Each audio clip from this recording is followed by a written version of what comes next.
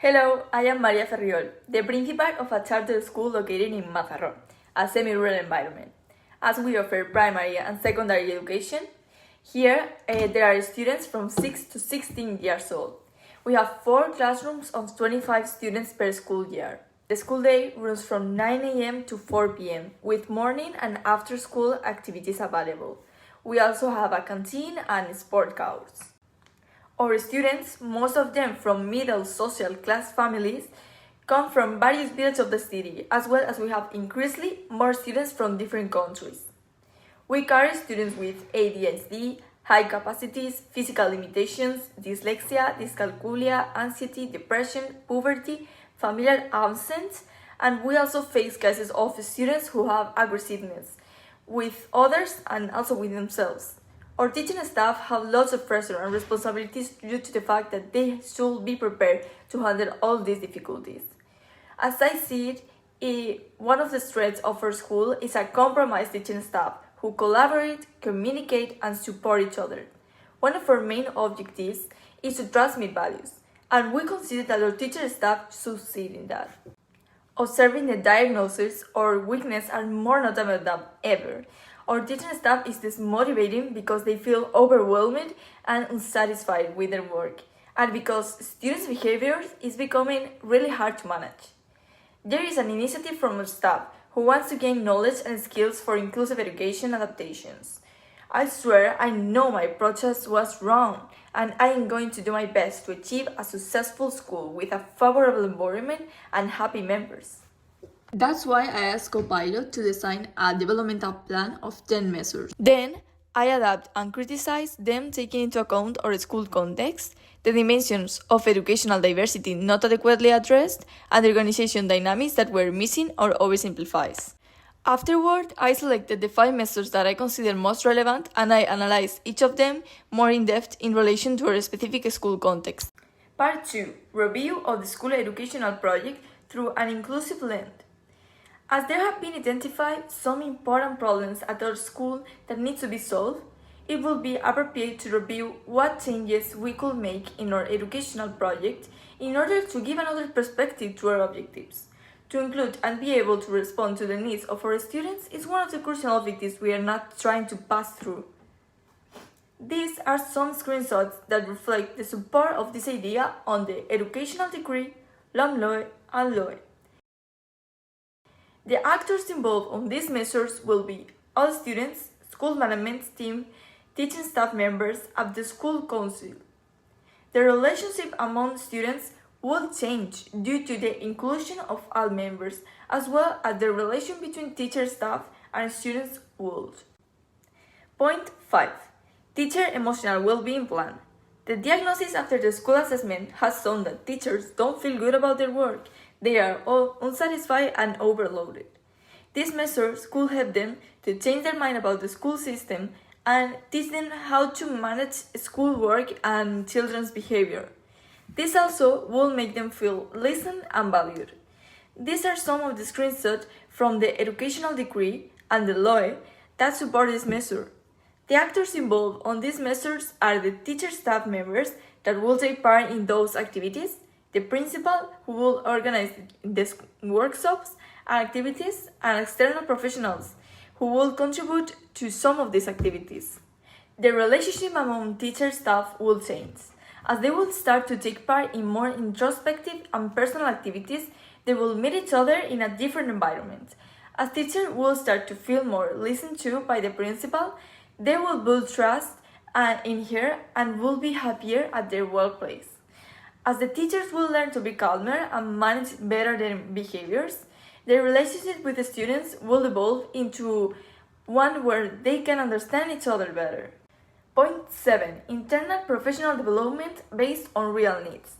In the school assessment, we discovered our school was not going as good as we thought, and there were some concerns coming from our teaching staff members that we didn't know about. Then, having a participatory needs assessment more regularly will help to inform us all about the troubles or obstacles that are happening in our school. As those meetings will be between teachers and the principal, we all can debate and give ideas for a solution, Then, when those needs are identified, those micro-trainings will be organized and carried out. These measures will help to solve problems at the moment and not accumulate problems. These are some screenshots from the educational degree and the law that support this measure. The actors involved on these measures are the teaching staff members who will communicate their concerns and help each other to solve it, and the principal who will be there and to listen and assess when necessary. Among teaching staff members, encouraging better communication and a community that is better informed about what is happening in the school and help each other. The teaching staff members with the principal, they will feel more listened and understood. Point 8. Active student participation in the school life. This is a big school with a lot of students. They are from different ages, necessities, and something to contribute. It is nice that they meet each other taking part in the school activities. The school committee will help all the members who try to make the school a better place for them by communicating their feelings and concerns so we can do something in response. As there have been identified a struggle in managing students' behavior, having older students who will understand them and be able to manage better some situations will be really useful. It also will help the work overload problem by making the students contribute to the school. The service learning projects will also contribute to create a school community where people help one another, and understand the importance of loving and serving others. There are some screenshots from the educational degree LOE that support this measure. The actors involved are the students, the teacher staff members, and the principal. Among the students members of the school committee, students who are held by an older member of the peer support teams who will create a more responsible and understanding relationships, and students with the staff of the school who are in the school committee meetings. Point 10. Strategic use of human and material resources. Currently, at this school, we don't have much resources to use when wanted. It is crucial to achieve a good organization of the resources we already have to be useful. We have diverse difficulties and singularities to face, so we should carefully use what we can afford. These are some screenshots of the law that support this measure. The actors involved in these measures are PT and AL support, reinforcement teachers and specialists, students who need some type of additional help, the principal, and teachers. PT and AL support, reinforcement teachers and specialists with the students who need their help, and the principal with the teacher staff members. Now, I am going to present to you two special cases.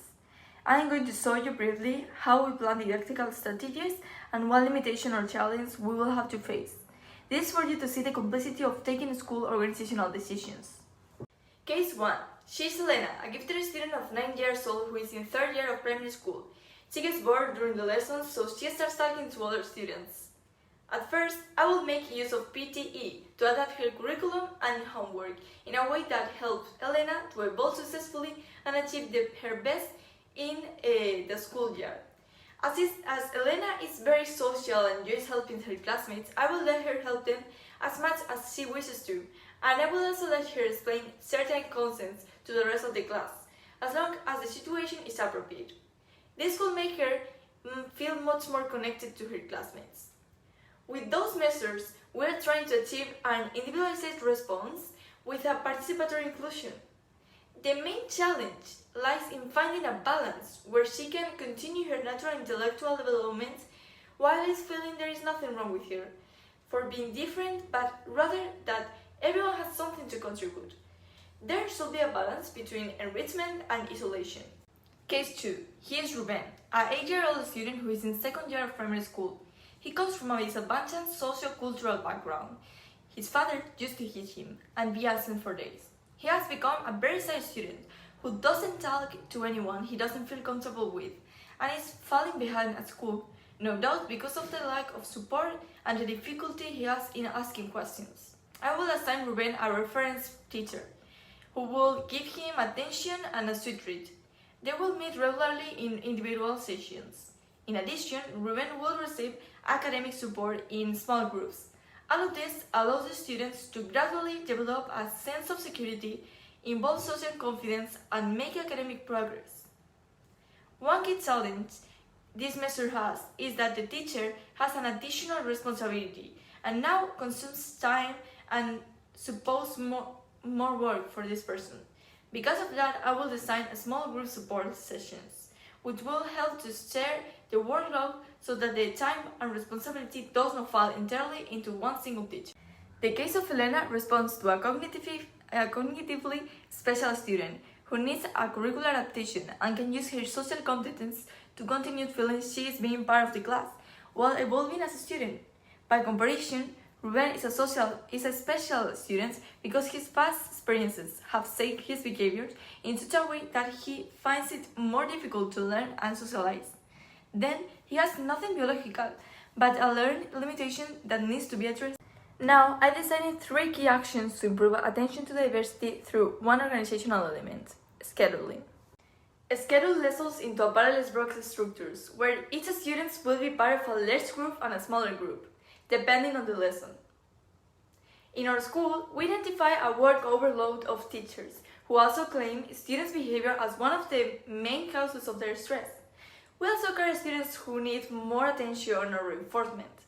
Having reduced classrooms will allow teachers to get to know the students better and attend to students' needs with less pressure and more time. Teachers' workload is also spread out, thereby reducing stress.